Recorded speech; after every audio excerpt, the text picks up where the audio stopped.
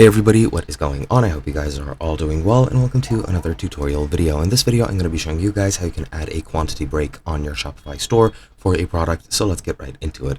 Now for this, we're going to be using an app which is called QD, which is quantity breaks / discounts, and you're just going to want to install it from the Shopify app store. You can search for it on Google, or you can search for it through Shopify.